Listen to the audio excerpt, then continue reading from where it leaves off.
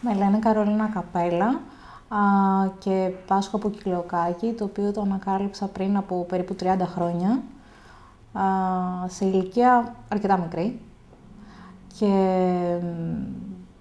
τέλος πάντων αυτό που άλλαξε τη ζωή μου ήταν ευτυχώς ότι το ανακάλυψα, διότι από εκείνη τη στιγμή πραγματικά το μόνο που έκανα ήταν να φτιάξω τη διατροφή μου και να γίνω στην ουσία άλλος άνθρωπος. Χωρίς ασθένειες, μάλλον χωρίς τα άβολα συμπτώματα της ασθένειας, και επιτέλους άρχισα να γίνομαι ένα χαρούμενο παιδάκι.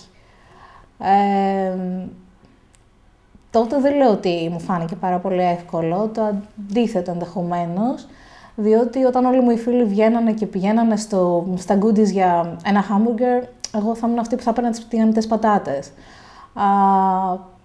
Παρ' όλα αυτά, με την πάροδο των ετών, σταμάτησε να με ενδιαφέρει αυτό, διότι καταρχήν άρχισα να ασχολούμαι από μόνη μου με τη διατροφή μου και είδα ότι επί της ουσίας θα τα κόβα όλα αυτά, για ευνοήτους λόγους.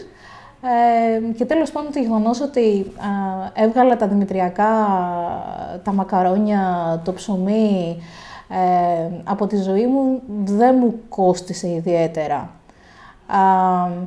Άσε που πλέον δεν είναι και καθόλου δύσκολο να αντικαταστήσεις το φαγητό το οποίο περιέχει γλουτένη, και είναι αυτή που με ενοχλεί, με δημητριακά, τέλος πάντων με φαγόσιμα τα οποία μοιάζουν με αυτά που θέλεις να φας, αλλά είναι ελεύθερα και δεν σου δημιουργούν κανένα πρόβλημα. Το δύσκολο ήταν μέχρι να διαγνωστεί η πάθηση της κοιλιοκάκης.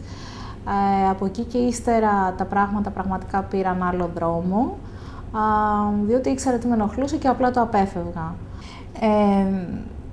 Πραγματικά δεν μου δημιουργεί κανένα πρόβλημα πλέον η κοιλιοκάκη σε οτιδήποτε.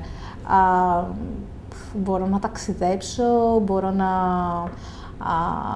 να πάω επίσκεψη στους φίλους, χωρίς να έχω κανένα πρόβλημα για το τι θα φάω. Γιατί στο κάτω-κάτω της γραφής υπάρχουν τόσα πράγματα να φας χωρίς που δεν σου δημιουργούν πρόβλημα. Ή οι αεροπορικές εταιρείες, ας πούμε. Μπορείς κατά τη διαδικασία αγοράς του εισιτηρίου να πεις ότι θέλεις ένα γεύμα ελεύθερο γλουτένης.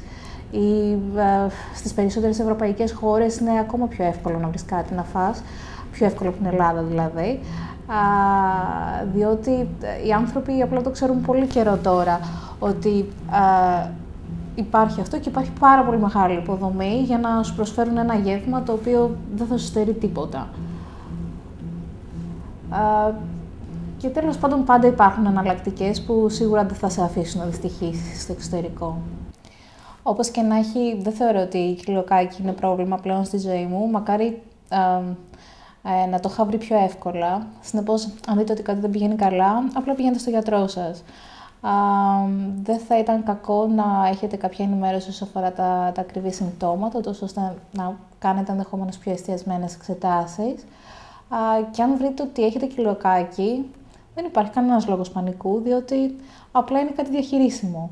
Το μόνο που έχετε να κάνετε είναι να πάτε στο γιατρό σας, να κάνετε τις κατάλληλες εξετάσεις και στην περίπτωση που διαγνωστείτε ότι πάσχετε από κοιλιοκάκη, πραγματικά δεν τρέχει τίποτα.